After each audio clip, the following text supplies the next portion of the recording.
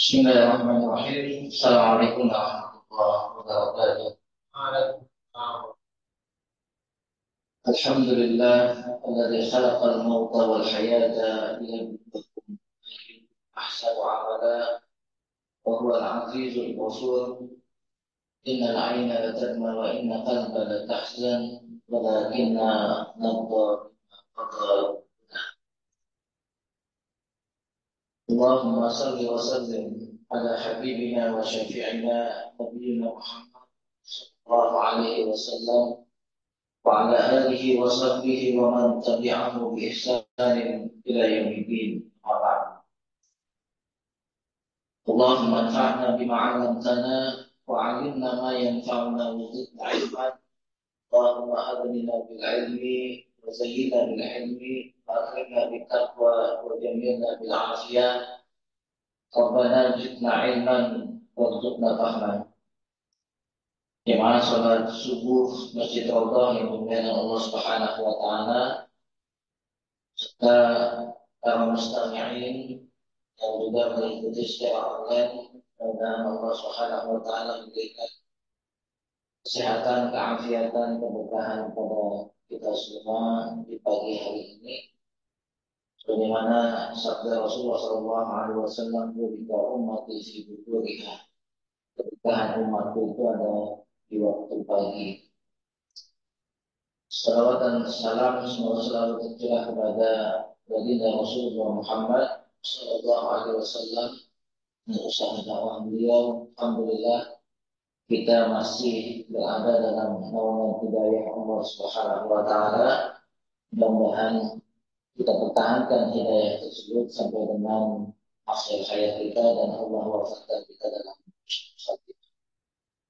Baik jemaah sekalian yang dimuliakan Allah, kita masih melanjutkan pembahasan hadis-hadis dalam kitab Bulughul Maram di bab tentang jenazah. Terakhir kemarin kita sudah menyampaikan tentang sholat al-ghaib, sholat gaib, sholat di mana jenazahnya tidak ada di hadapan kita. Banyak berbagai macam pendapat para ulama terkait dengan sholat gaib ini. Ada yang mengatakan disyariatkan karena Rasulullah SAW mensolatkan jenazahnya Raja An-Najasyi, salah satu raja Nasrani di Habasyah di Ethiopia yang Islam, kemudian melindungi kaum muslimin yang hijrah ke Habasyah. Karena para sahabat yang hijrah ke Habasyah belum mengetahui tentang syariat salat gaib, dan sehingga Najasyi tidak disolatkan jenazahnya. Tapi Rasulullah SAW mensalatkan yang disebut dengan salat gaib. Nah, memang di sana belum ada sahabat yang mengetahui tentang syariat salat jenazah. Nah, dengan demikian dari hadis ini disimpulkan oleh para ulama kalau gaib itu disyariatkan ketika di tempat asalnya tidak ada yang mensunatkan. Adapun pendapat yang kedua, yajuzu fil yaumi alladhi mata fihi al-mayyit aw ma farada minhu la idza tarat al-muddah. Pendapat yang kedua masih membolehkan selama waktunya masih dekat, tidak berjauhan dari waktu meninggalnya si bayi. Mungkin kalau dibilang dekat kan sehari dua hari ya masih dibolehkan. Nah, pendapat yang ketiga para ulama membolehkan ya yajuzu dzalika idza kana al-mayyit fi jihati qiblah wa wajhu tasyrif qabrayn ma'an. Ada yang membolehkan selama walaupun jenazahnya sudah dikubur sekian lama. Karena Rasulullah SAW pernah bertanya kepada salah satu sahabat, ternyata orang yang ditanya sudah wafat. Kemudian beliau pergi ke makamnya dan mensolatkan di atas kuburannya. Ini berbagai macam pendapat para ulama ya, membolehkan adanya sholat gaib. Selanjutnya pada bab sholat jenazah kita akan membahas tentang fadlu kasratul musallina 'alal nabi.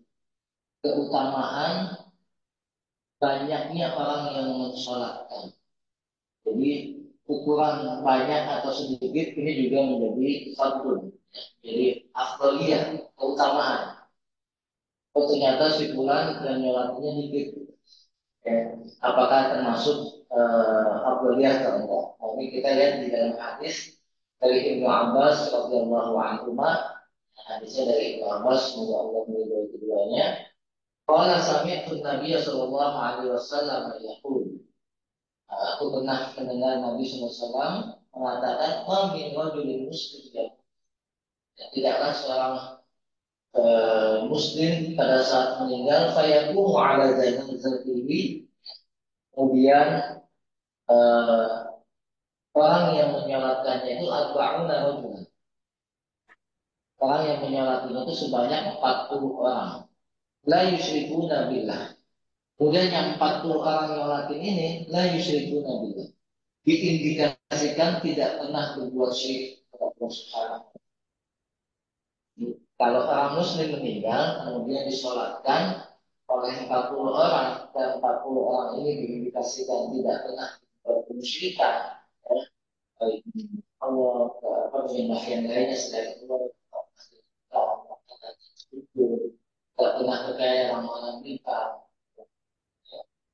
maka ketika disolatkan oleh 40 orang yang tidak pernah berbuat syirik illa syafa'ahumullahu fihi, maka Allah akan memberikan garansi jaminan, ya, dia mendapatkan syafaat. Jadi orang ini mendapatkan syafaat. Ini cuma kita nggak tahu Pak nyeleksinya gimana sih. Seleksi 40 orang yang minimal kan ya, apa namanya, nggak berbuat syirik kepada Allah itu gimana gitu. Tapi kalau kemudian ada di antara yang menyolatkan kita disolatin sama jumlah jamaah yang jumlahnya misalnya ratusan, tapi 40 orang di antaranya tidak melakukan kesyirikan, maka syafaat Allah akan memberikan syafaat kepada orang tersebut pada sinar itu. Ini menandakan apa namanya, eh, pentingnya kita mentauhidkan Allah Subhanahu wa taala. Dalam riwayat yang lain, ya, ini juga apa namanya, al hadis dalilun ala fadilati takfiril jamaah wa anna syafa'atal mu'min nafi'ah maqbulah indallah. Ini menunjukkan hadis yang dari Ibnu Abbas menunjukkan tentang fadilah, keutamaan takfirul jamaah, ya, tentang banyaknya jumlah orang yang mensolatkan sini. Wa anna syafa'atul mu'min, dan juga syafaat yang diberikan oleh seorang mukmin itu sangat bermanfaat dan diterima oleh Allah Subhanahu wa taala. Ya Allah sudah mengizinkan kepada orang-orang yang tidak berbuat syirik itu untuk bisa memberikan syafaatnya kepada kalian. Lalu dalam hadis yang lain, ma min muslim yusalli alaihi ummatun minal muslimina yabluguna kulluhum mi'atun yashfa'una fihi ila syufi'. Dan tidaklah seorang muslim yang meninggal kemudian disolatkan oleh kaum muslimin. Nah, ini lebih luas lagi, lebih umum bahasanya. Yabluguna kulluhum. Jadi kalau disolatkan oleh kaum muslimin tanpa ada ikatan tadi. Karena yang pertama kan 40 orang, tapi syaratnya tidak buat syirik. Ini yang kedua, hadis ini yabluguna mi'ah, jumlahnya 100 dari kalangan kaum muslimin. Jadi kalau kita meninggal disolatkan oleh 100 orang, yashfa'una fihi, maka yang 100 itu mendoakan kita, syufi'u fihi, maka Allah menerima doa yang mereka cantumkan untuk kita. Kalau yang tadi pertama 40 tapi kita berbuat kesyirikan, yang kedua ini jumlahnya 100 tanpa ikatan, tanpa apa namanya, persyaratan. Jadi kalau ada 100 orang, insya Allah doanya diterima sama Allah Subhanahu wa taala. Wa fi riwayatin. Nah, kadang kan ada di antara kita yang ketika mau sholat bikin 3 baris, 3 shot. Yang penting nggak lihat jumlah gitu, ya nggak lihat jumlah tapi lihat shotnya, bikin 3 baris. Dalam riwayat disampaikan wakil riwayatin salah satu ya. Begitu juga dengan tiga soft. Nah, tiga soft ini kan kita nggak tahu jumlahnya berapa. Yang penting dibuat tiga soft. Rawahu ashabus sunan. Ini diriwayatkan oleh ashabus sunan yang lima, Imam Ibnu Majah, Imam Tirmidzi, Sunan Abu Daud dan seterusnya. Jadi ada tiga kondisi, di mana masing-masing adalah jawaban Rasulullah Shallallahu Alaihi Wasallam kepada orang yang. Jadi memang jawaban Rasulullah itu melihat siapa yang bertanya dan bagaimana kondisi. Pertanyaan orang yang pertama yang menjawab apa minimal 40 orang dan tidak berbuat syirik. Yang kedua Rasulullah menjawab jumlahnya 100 ya, kalau mendoakan insya Allah doanya diterima. Pertanyaan yang ketiga Rasulullah menjawab dengan minimal ribuan tiga bagus. Jadi apa yang dilakukan oleh kaum muslimin saat ini itulah landasannya, dalilnya. Ya, ada semua dari Rasulullah SAW. Cuman kalau kita sekarang ini lebih banyak yang mengamalkan hadis yang tiga baris tanpa melihat jumlah. Ya, kalau ada tiga orang, akhirnya kita tiga baris. Kalau yang ngalamin nomor bertiga. Ya. Ini kan apa namanya bukan barisan kalau cuma tiga orang. Baris sebelah kanan. Itu terkait dengan jumlah. Kalau jumlah sholat maupun jumlah jamaah pada saat mensolatkan. Kemudian Imam Al-Hajar Asqalani menempatkan hadis berikutnya adalah terkait dengan aina yang bertikar di mana posisi imam pada saat mensolatkan jenazah. Mungkin ketika kita sholat jenazah, kita nggak peduli ya mau mau di bagian kepala atau bagian dada atau bagian perut gitu ya. Nah, padahal ada kode etiknya, ada tata caranya. Wa an rata ibnu Jundar bin radhiyallahu an qala sallaitu wara'an nabi ala ra'atin matat fi nifas. Dari Samrah bin Jundar, ya, kata Samrah bin Jundar, sholaitu wara'an. Aku pernah sholat di belakang Nabi Shallallahu Alaihi Wasallam alam roh ketika beliau mensolatkan jenazah perempuan. Mata finifasiha wanita itu meninggal pada saat dalam kondisi nifas. Berarti baru selesai melahirkan. Masih dalam kondisi nifas. Faqama wastaha. Maka Rasulullah SAW berdiri di tengah-tengah. Ya, kalau tengah-tengah antara kepala kaki kan berarti posisinya di bagian Faqama wastaha. Dan Nabi berdiri di bagian tengah. Bagian tengah itu kita ulu hati lah ya. Kepala bagian tengahnya baru daerah. Rasulullah berdiri di situ. Fihi dalilun ala masyru'iyatil qiyami 'inda wasfil mar'ah idza shalla. Hadis ini menandakan atau menjadi dalil hujah bahwasanya berdiri di bagian tengah itu adalah sesuatu yang disyariatkan. Jadi berdiri pada saat mensolatkan wanita itu posisinya di tengah. Wahada penting. Ini bagian dari sunnah. Fa'amal wajib, adapun bagian yang wajibnya adalah huwa istiqbal juz'un minal majid. Rajulan kana awim rohatan. Adapun yang wajibnya adalah kita berdiri dari bagian manapun, ya, dari bagian manapun di bagian tubuh si mayit. Jadi kalau apa namanya kalau dari hadis yang kedua, ya, ini menandakan berdiri di bagian manapun itu termasuk yang dibolehkan atau diwajibkan. Yang penting kita di hadapan kita itu ada jenazah.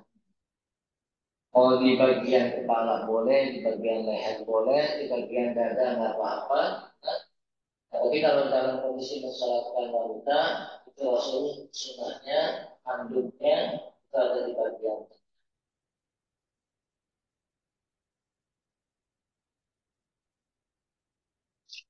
Sedangkan para ulama mazhab itu berbeda-beda. Faqala Abu Hanifah innahuma sawa'un. Kata Imam Abu Hanifah, mau perempuan mau laki-laki mau berdiri di mana aja boleh. Ya, karena tadi ada keterangan berdiri juz'un, ya bagian manapun dari semai itu diboleh. Wa an Syafi'i annahu yaqifu idza ra'si ar-rajul wa illa aziz. Adapun Al-Imam Asy-Syafi'i beliau memberikan contoh kalau bagian laki-laki itu di bagian atas, ya. Kalau wanita ke bagian bawah. Itu Imam Syafi'i mazhabnya. Nah, min hadis Anas annahu shalla ala rajulin faqama 'inda ra'si. Wa shalla 'ala al-mar'ati faqama 'inda 'azizati. Nah, Anas bin Malik menjelaskan Rasulullah Shallallahu Alaihi Wasallam pernah pada saat mensolatkan seorang laki-laki, beliau berdiri di bagian kepala. Ini keterangan dari Sayyidina Anas bin Malik. Dan beliau mensolatkan perempuan berdiri di bagian agak ke bawah. Enggak azizah. Nah, ini menjadi penjelas juga nih Anas bin Malik dan mirip seperti yang dilakukan oleh Imam Syafi'i. Oleh Imam Hanifah kan serah mau di bagian manapun boleh. Ya, penjelasan dari Sayyidina Anas bin Malik memperkuat apa yang diamalkan oleh Imam Syafi'i. Beliau bagi laki-laki itu mensolatkan dirinya di bagian kepala dan perempuan di bagian bawah. Kemudian jemaah sekalian, tadi etika kita berdiri pada saat mensolatkan di mana kita posisi. Kemudian sholatul janazah di masjid. Sholat jenazah itu boleh dilakukan di masjid. Berarti juga boleh dilakukan di selain, misalkan rumahnya jauh dari masjid, kondisinya hujan misalnya juga, boleh disolatkan di rumah.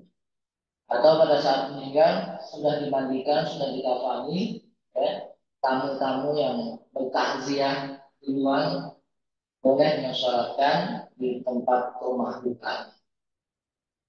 Wa an Aisyah radhiyallahu anha, dari Aisyah semoga Allah meridainya, dia berkata, "Allah laqad shalla Rasulullah sallallahu alaihi wasallam ala bunai baydai fil masjid." Rasulullah sallallahu alaihi wasallam sampai Sayyidah Aisyah berkosam mengucapkan demi Allah. Wallahi, demi Allah kata Sayyidah Aisyah, laqad shalla Rasulullah sallallahu alaihi wasallam, Rasul telah mensolatkan. Siapa yang disolatkan oleh Nabi? Ala bnai baydha'in fil masjid. Dua anak kembar yang kulitnya putih. Ala bnai baydha'in. Siapa anak kembar yang kulitnya putih? Namanya Sahal dan Syuh. Ini dua sahabat Nabi yang kembar. Genetik ya, sama. Namanya Sahal dan Suhail. Nah, dua anak kembar yatim piatu inilah yang kemudian mewakafkan tanah Masjid Nabawi itu. Namanya Sahal dan Suhail. Tadi kalau tanah Masjid Nabawi yang mewakafkannya ini adalah Sahal.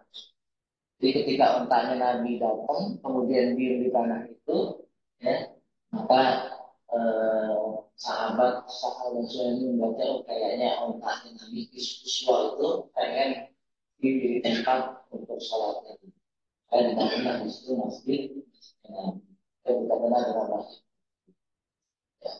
Sebesar apa yang diwakafkan sebesar Allah itu. Ya. Di rumah Rasul sampai ke Minang itulah masjid Nabawi dan tanah itulah yang diwakafkan. Karena ketika Sahal dan Suhail meninggal, kami mensolatkan beliau berdua di masjid. Ya. Nah, فقالت عائشة ردا على من أنكر عليها صلاتها على saat Kenapa muncul statement ini dari Ummul Mukminin Aisyah? Karena beliau pada saat itu mendengar ada kalangan yang memberikan pernyataan sholat jenazah itu nggak boleh di masjid. Maka Sayyidah Aisyah memberikan statement itu. Dan Rasul pernah kok nyolatin Sahal dan Suhail di masjid. Ini pendapat jumhur juga, pendapat jumhur ulama yang membantah orang yang berpendapat kalau saya takut mensolatkan jenazah di masjid.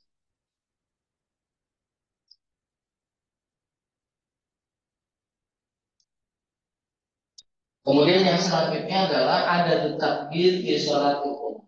Apa sih jumlah takbir dalam sholat ini? Saya pernah waktu itu ikut sholat jenazah di Masjidil Haram. Ternyata Imam Sudais itu takbirnya 5 kali. Di Imam Sudais, Imam Masjidil Haram pada saat sholat jenazah, takbir sholat jenazahnya 5 kali. Itu ada nggak sih dalilnya? Landasannya apa sehingga Imam Abdul Rahman Sudais takbir sholat jenazahnya sampai 5? Jadi ada beberapa hadis memang yang menyatakan terkait dengan jumlah takbir pada sholat jenazah. Dari Abdurrahman ibnu Abi Laila, kala dia berkata, "Kana Zaid bin Arqam radhiyallahu anhu takbiru ala janaizina arba'ah." Jadi Abdurrahman bin Abi Laila menjelaskan, dulu Zaid bin Arqam, ini salah satu sahabat yang rumahnya dipakai taklim oleh Rasulullah. Ada Baitul Arqam. Baitul Arqam itu rumahnya Zaid bin Abi Arqam. Nah ini kata Abdurrahman bin Laila, Zaid bin Arqam itu pada saat mengimami jenazah kami, jadi kalau ada yang meninggal, Zaid bin Arqam itu selalu menjadi imam. Yutabbiru ala janaizina arba'an. Beliau mengimami sholat jenazah dengan 4 takbir. Wa inna mutabbaru ala janazati khamsa. Tapi pernah juga beliau mensolatkan jenazah dengan 5 kali takbir. Jadi ini penjelasan Abdurrahman bin Abi Laila, ternyata sahabat yang namanya Zaid bin Arqam itu pernah mensolatkan jenazah kaum muslimin takbirnya sampai 5. Fasa'al tuhu. Ya, karena Abdurrahman bin Abi Laila penasaran, lalu ditanya, ada tabayun, klarifikasi. Faqala kana Rasulullah sallallahu alaihi wasallam yukabbir. Jadi Abdurrahman bin Abi Laila langsung nanya ke Zaid bin Arqam. Itu kok ada 4 kali, kadang ada 5 kali takbir. Mana yang itu? Lalu Zaid bin Arqam mengatakan kan Rasulullah sallallahu alaihi wasallam yukabbir. Nabi pernah melakukan hal dan pernah. Kalau yang 3 berarti nggak sesuai. Atau kelupaan ya. Jadi paling nggak 4 atau 5. Bahkan dalam hadis yang lain itu disebutkan Sayyidina Ali pernah mensolatkan sampai 7 takbir. Ya, nah, ini ada penjelasan-penjelasan yang terkait dengan takbir. Ada juga yang 6. Itu diantara riwayat-riwayat yang tentang takbir sholat jenazah. Wahtaju bima rawahan Aliyan tabbaru ala Fatimah. Dalam riwayat yang lain Sayyidina Ali pernah juga saat mensolatkan jenazah istrinya Fatimah putri Rasulullah SAW, beliau dengan 5 takbir. Jadi dibolehkan kalau kita nanti ada imam yang sholat jenazah takbirnya sampai 5, berarti mengikuti salah satu dari praktek yang pernah dilakukan oleh sahabat. Karena kita masih boleh ngikutin perilaku sahabat. Akwal sahabat itu termasuk yang dijadikan sebagai hujjah tadi. Jadi kalau ada sahabat melakukan sesuatu, maka boleh bagi kita untuk mengamalkan apa yang dia lakukan. Jadi dalam riwayat ini dijelaskan, Sayyidina Ali pernah mensolatkan istrinya, Fatimah binti Rasulullah Shallallahu Alaihi Wasallam itu sebanyak 5 kali. Wa annal Hasan Kabbaru ala abihi khamsah. Nah, apa yang dilakukan oleh bapaknya juga nurun sama anak. Al Hasan bin Ali bin Abi Thalib itu pada saat mensolatkan ayahnya itu juga lima takbir. Wa Ali bin Hanafiyah annahu kabbaru ala Ibnu Abbas khamsah. Bahkan Ibnu Hanafiyah anaknya Sayyidina Ali dari istri selain Fatimah, ya. Jadi ada Ibnu Hanafiyah itu dia apa? Annahu kabbaru ala Ibnu Abbas. Pada saat mensolatkan Ibnu Abbas, Ibnu Hanafiyah itu mensolatkan lima takbir. Yang disolatinya itu siapa? Ibnu Abbas, salah satu sahabat besar dan ahli tafsir. Ini sehingga menjadi panduan buat kita kalau ada imam yang lebih takbirnya dari empat, baik itu lima, enam atau tujuh, itu masih dibolehkan dan dalam panduan yang besar. Ya. Sehingga tidak perlu apa namanya, nggak perlu ribut nanti setelah sholat jenazah ini imam lupa akan sengaja. Nah,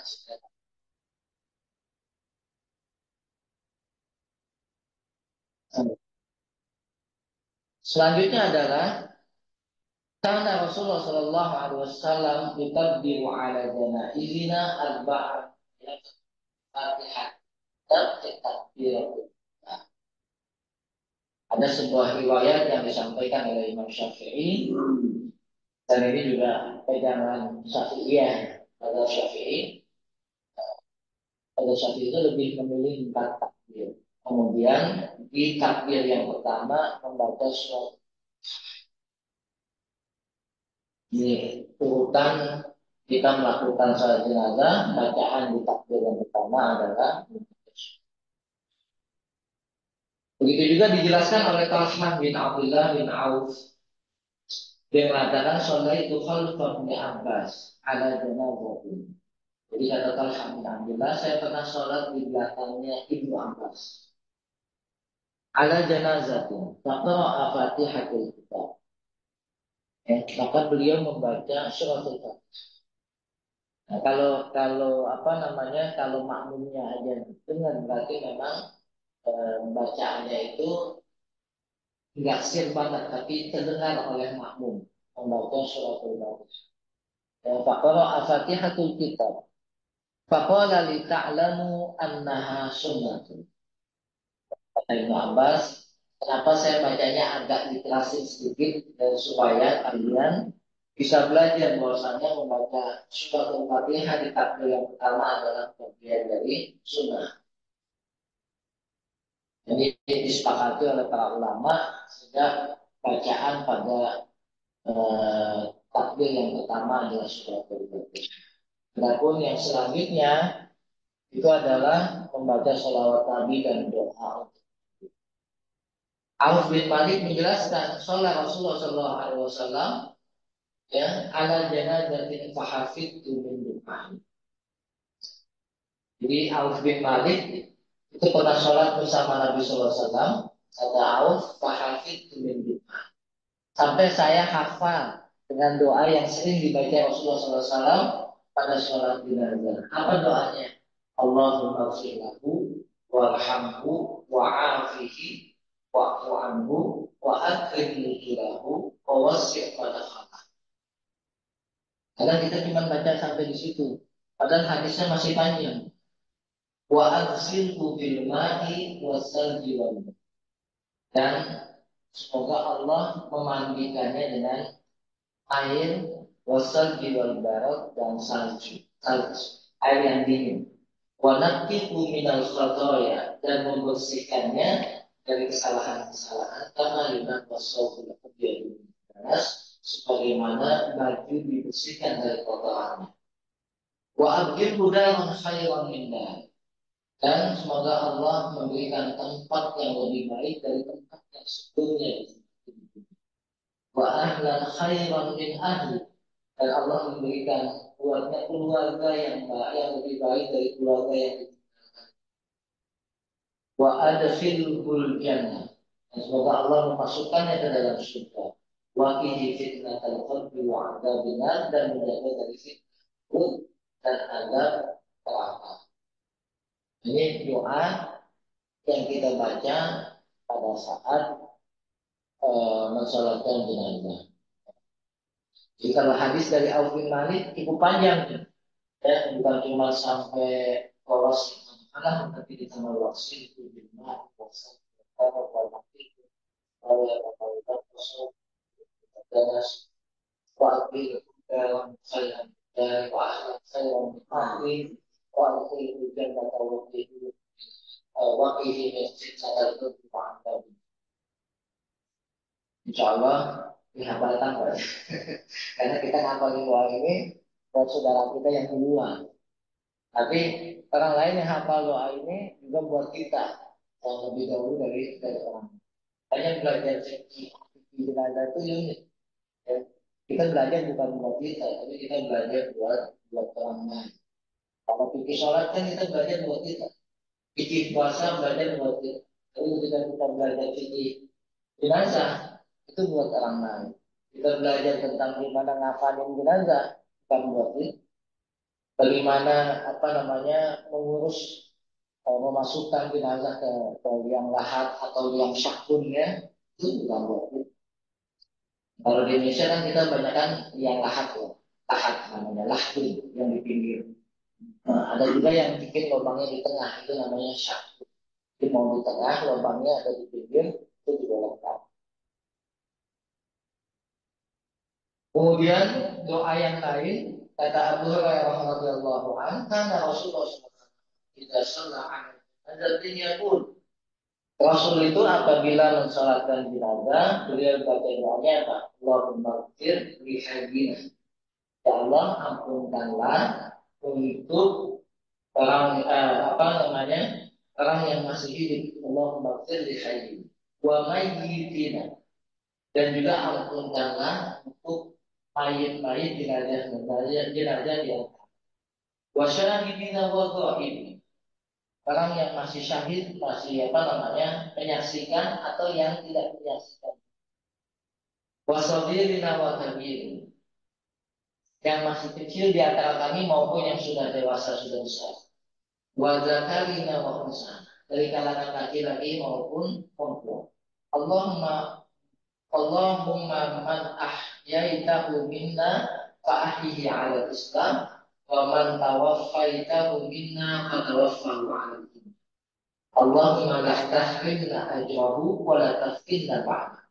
Ini doa yang kita mengambil juga pada saat kita mensolatkan jenazah. Cuma doanya lebih umum, bukan cuma buat si mayit, tapi juga yang masih hidup, ya, yang hadir maupun yang tidak hadir. Ya.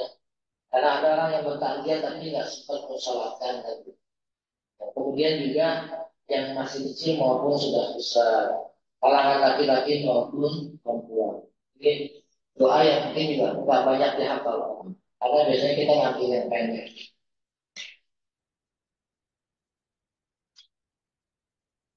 Nah, ini perlu bagi kita untuk mengikhlaskan eh, doa kepada apa namanya air.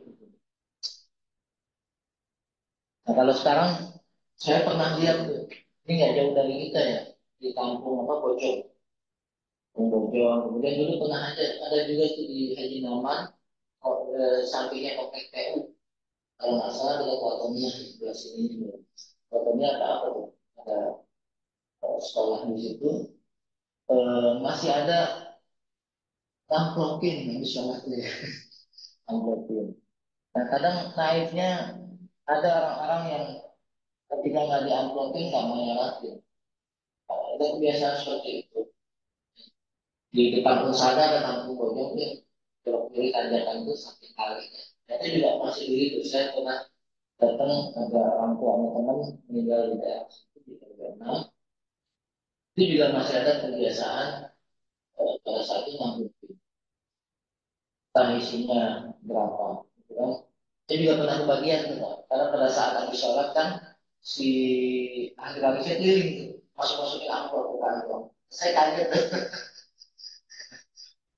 Enggak kaget juga, ternyata ada kebiasaan seperti itu. Ya mungkin Husnuzonnya adalah tanda terima kasih kali ya. Husnuzon kita tanda terima kasih karena jamaah mau mensolatkan keluarganya. Husnuzonnya itu.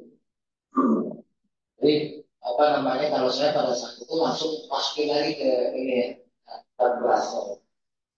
Nah, kalau ada kebiasaan seperti itu khawatirnya memberatkan keluarga. Ya.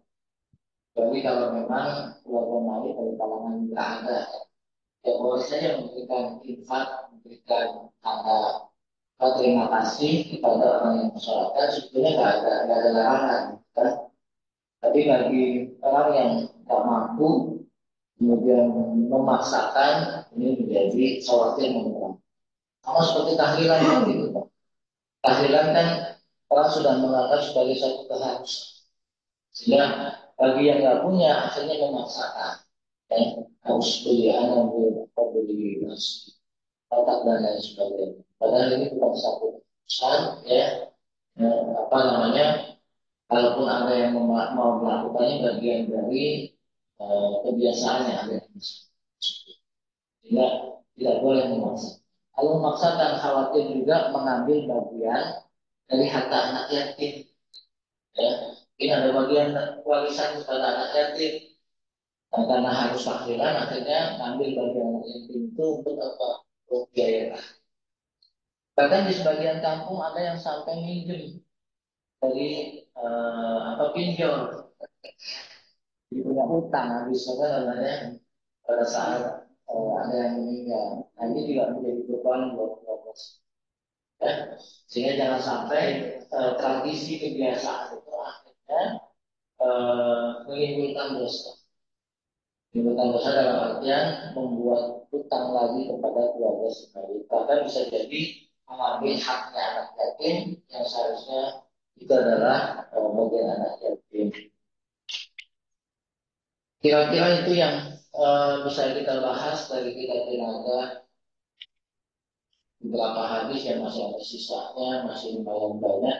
Kita selesaikan tahap. Sampai sini ada yang mau didiskusikan? Silakan. Sekarang Mbak. Di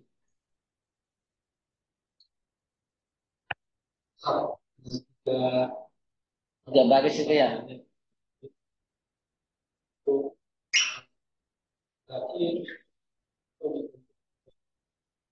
Ya, tentang soft yang tiga baris. Kalau kita melihat dari yang disampaikan dalam hadis ini adalah salah satu sufufin itu hanya soft laki-laki. Ya. Jadi softnya laki-laki itu sampai tiga baris. Kalaupun nanti di belakang ada perempuan, nggak masuk bagian dari yang kalau perempuan bisa bikin lagi tiga baris, welcome, bagus gitu kan. Ada tambahan berarti dari yang memang batas minimalnya. Makanya eh, karena soft laki-laki dan perempuan juga harus dipisahkan. Nggak boleh nyambung di tempatnya masing. Yang tiga itu adalah batas minimal untuk soft laki-laki. Oh, ini itu. Hmm.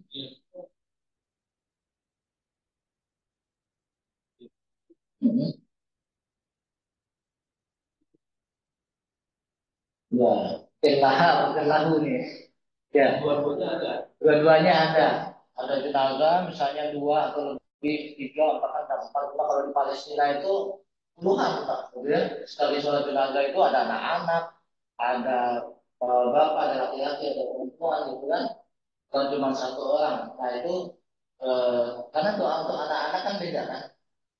Dalam sholat jenazah. Doanya itu Allahumma ja'alhu nusran wa suratan liwalidayhi. Jadi kan anak ini sebagai tabungan buat orang tua. Itu kalau doa sholat jenazah. Nah, dia anak itu nggak. Nah, bagaimana kalau kondisinya jenazahnya campur? Ada laki-laki, ada perempuan, bahkan ada anak-anak. Maka doa domirnya kita kembalikan kepada domir laki-laki. Dan jadi kita kembalikan domirnya itu kata gantinya kata ganti. Karena ketika menggunakan kata ganti laki-laki itu mencakup semuanya, mencakup perempuan, mencakup laki-laki dan anak-anak. Ya, bacaannya tetap Allahumma ighfir lahu warhamhu wa'afihi wa'afu lahu Allahumma ighsilhu bil ma'i was-sabri wal barad wa ighfirhu bima khatayahu wa ma'lumat as-sawt. Jika memang campur, maka yang dipakai adalah domir kata ganti untuk. Walaupun dalam ada bagian pendapat ulama itu mau diganti ha atau hu itu sama aja. Karena kata-kata hu itu kembali kepada mayit, ya. Dan kata-kata ha itu kembali kepada jenazah. Karena yang membedakan itu kan mu'annas atau mudzakkar, kan? Kalau kata mayit itu mudzakkar atau mu'annas? Mudzakkar. Ya. Kalau kata-katanya jenazah, maka dia mu'annas. Allahumma fillaha. Jenazah itu kan ada tak marbutohnya. Ada tak marbutoh itu tandanya adalah mu'annas. Maka kalau orang yang menggunakan kata Allahumma fillaha warhamha wa'afiyah wa'afu'anha, itu kembali kepada kata al-janazah. Ya, bukan kembali karena ke mayitnya, tapi kepada jenazah. Pihak atau hukumnya itu kembali kepada kata mayit atau kata Allah Maha. Lagi, saya. Baik, iya. Dalam satu kalau juga kan mungkin jadi ada tahap gitu ya, bahkan aku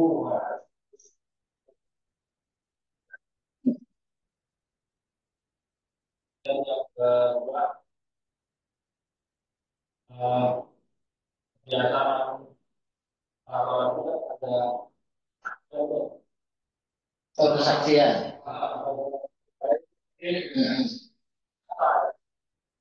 Ya, terkait jumlah. Nah, ini kan apakah boleh terpisah-pisah gitu Pak ya? Di rumah ada 10 misalnya. Kemudian di masjid nanti ada 30. Nah, kalau kita melihat tekstual hadisnya maka dalam satu, iya dalam satu sekali sholat berjamaah. Kalau misalnya kan ada tuh kadang orang bergelombang gitu sholatnya. Kalau orang pertama masuk 60 orang, misalnya sholat musik karena musiknya begitu ya. Tentang rombongannya datang sudah berganti kan. Nah, ini jumlah itu adalah dalam sekali sholat. Kalau sekali sholat jumlahnya kurang dari 40, maka nggak masuk dalam konteks. Makanya kalau kurang dari 40, baiknya dibikin yang metode 3 soft. Jadi ini kalau menurut saya, ini pilihan ya. Rasulullah SAW itu memberikan pilihan. Kalau jumlahnya 40, silakan.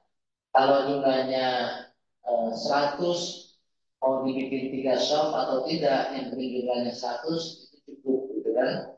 Atau jumlahnya kurang dari 40 atau dari 100, cuma ada 15 orang misalnya. Kita bikinlah 55 gitu kan. Kita bikin 3 soft. Nah ini adalah bentuk kasih sayang Rasulullah kepada kita, pada jenazah. Orang yang disolatin sama 15 orang tapi 3 soft itu masuk kriteria yang afdol juga. Jadi ada pilihan buat kita. Ada pilihan bagi imam untuk mengatur ini mau dibuat 3 soft. Ya, kalau jumlahnya udah banyak sih kan nggak perlu dibikin 3 soft karena otomatis kalau jumlahnya banyak kan pasti lebih dari soft. Dan yang kedua tentang kesaksian. Nah dalam hadis yang sebelumnya kita sudah bahas Rasulullah SAW itu memberikan kesaksian.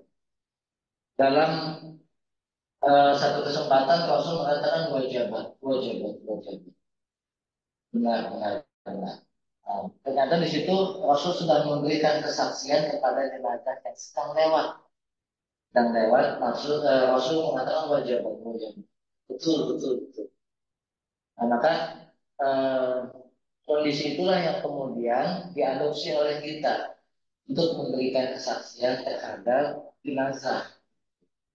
Nah, saya kira kan apa namanya bagi yang kenal itu pasti dengan orang baik atau baik baik khair khair khair itu diambil dari salah satu peristiwa ketika Rasulullah SAW memberikan kesaksian kepada jenazah yang lewat di hadapan. Boleh memberikan kesaksian terhadap jenazah. Tapi nggak boleh kesaksian palsu kok ya. Karena kalau kesaksian palsu malaikat udah tahu ini bohong gitu.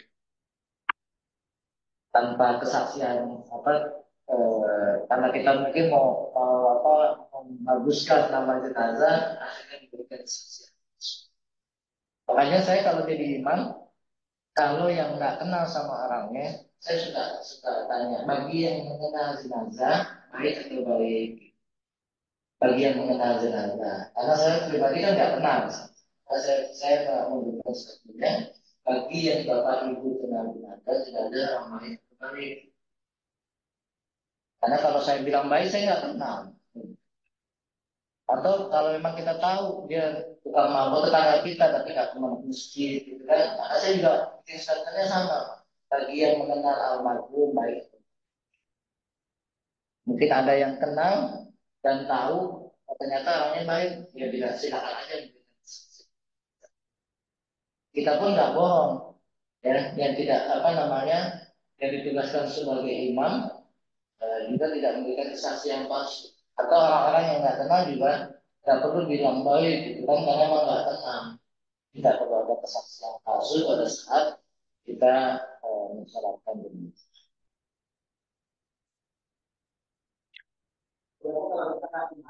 Hmm? Nggak perlu Pak. Orang nggak kenal kok ngasih saksian. Nanti kata malaikat saksi palsu. Iya. Kalau nggak kenal nggak perlu kita memberikan kesaksian. Rasul tahu karena memang kan ada bimbingan wahyu. Walaupun jenazah yang lewat itu tidak beliau kenal, tapi ada wahyu yang menginformasikan terhadap jenazah yang lewat itu. Ya. Hmm. Hmm.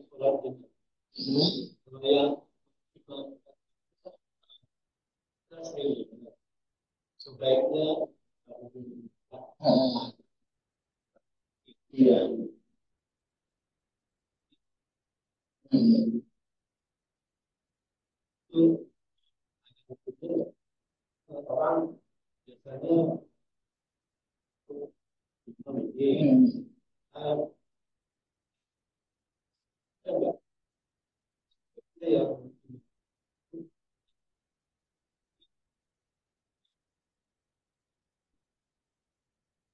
Iya, ada nggak sih ketentuannya untuk mengimam itu yang punya hubungan nasab, punya hubungan darah, kan? Nah, ini juga kadang jadi kerancuan di tengah masyarakat kita ya. Jangan sampai kita memaksa anaknya mana nih anaknya kan gitu. Paksa suruh jadi imam. Anaknya kagak bisa pak sholat jenazah. Akhirnya sholat jenazah ini kacau. Nah ini salah kaprah gitu. Jadi yang memimpin sholat jenazah itu yang paling paham terkait dengan hukum sholat jenazah dan tata cara. Kalau anaknya paham, anak sima itu paham, maka diutamakan bagi yang memiliki hubungan nasab atau hubungan darah. Tapi kalau yang punya hubungan nasab dan darah nggak paham, jangan dipaksa jadi imam. Kejadian loh Pak.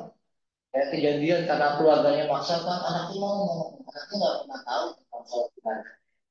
Akhirnya pakai udah kan bahaya. Jadi jangan sampai memaksakan orang yang nggak paham jadi imam. Gitu. Kaidahnya gimana? Dahulukan orang yang paham. Kalau yang memang paham itu imam masih di situ ya silakan. Kalau yang paham itu misalnya adiknya si Maid silakan. Kalau anaknya paham, mah nggak masalah. Ya. Sehingga kita nggak salah kaprah juga. Terutama anak ya, anak itu kan bagian dari pendidikan anak orang tua. Boleh, bahkan jadi satu hal yang untuk birrul walidain itu adalah mensulatkan orang tuanya. Kalau memang anaknya, jadi nggak ada urutan tentang siapa yang afdol mensolatkan. imami si lain. Silakan aja kalau memang dia paham fikih jenazah, paham fikih sholat jenazahnya, silakan kalau anaknya penguasa itu lebih utama. Kan? Anak yang soleh berbakti sama orang tua. Kalau orang tuanya meninggalnya belakangan, dia paham gitu kan tentang fikih janais, fikih sholat jenazah, ya, nggak masalah orang tuanya mengimami anaknya yang meninggal dulu. Karena orang tuanya paham tentang fikih sholat jenazah. Nah, jadi yang paling utama kaidahnya adalah orang yang paling paham terkait dengan fikih jenazah. Ya. Nah, harus keluarga terdekat. Itu kejadiannya di Padang loh Pak. Teman saya itu curhat. Teman saya curhat ini sama-sama alumni Mesir. Ada salah satu keluarga di Padang itu meninggal. Paksain anaknya jadi imam. Akhirnya kacau. Gitu. Ada itu dan sujud. Karena anaknya apa? Allah Maha.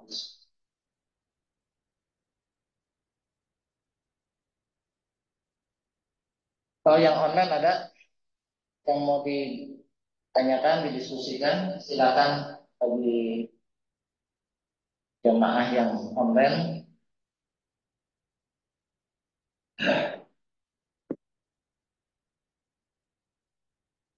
Ini permulaan tadi ada kesaksian atau selalu air baik dalam bahasa Indonesia Dibacakan. tidak. Oh iya, makanya ada imam yang suka apa namanya bertanya bukan khair, jenazah baik atau baik. Eh, kenapa kita nggak nyebut jelek? Nanti kalau ada yang bilang jelek kan kayak kota.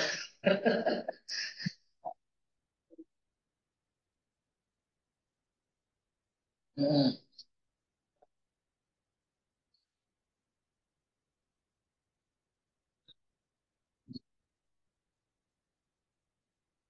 masih tetap berlaku. Makanya saya kadang lebih memilih pakai bahasa Indonesia.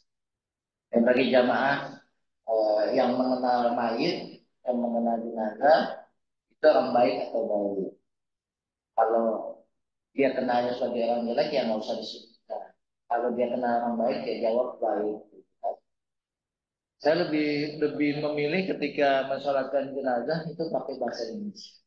Ya, jemaah yang mengenal jenazah dia orang baik atau baik.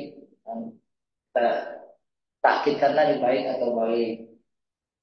Bagi yang mengenalnya silakan memberikan kesaksian. Jadi nggak harus pakai bahasa Arab. Ya. Ya,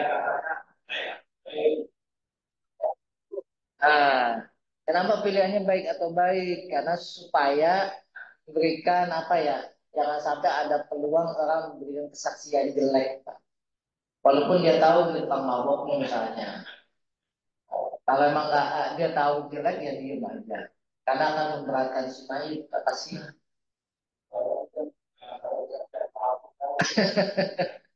Jangan sampai memberikan kesaksian palsu. Kalau memang kita kenal baik, katakan baik. Kalau kita kenal jelek, nggak usah gitu. Karena akan memberatkan si jenazah, si mayit.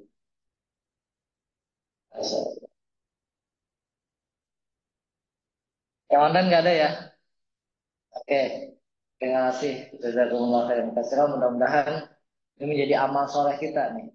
Kita tahu, kita belajar, tapi fungsinya untuk mengurus saudara kita yang lebih dahulu dipanggil oleh Allah Subhanahu wa Ta'ala.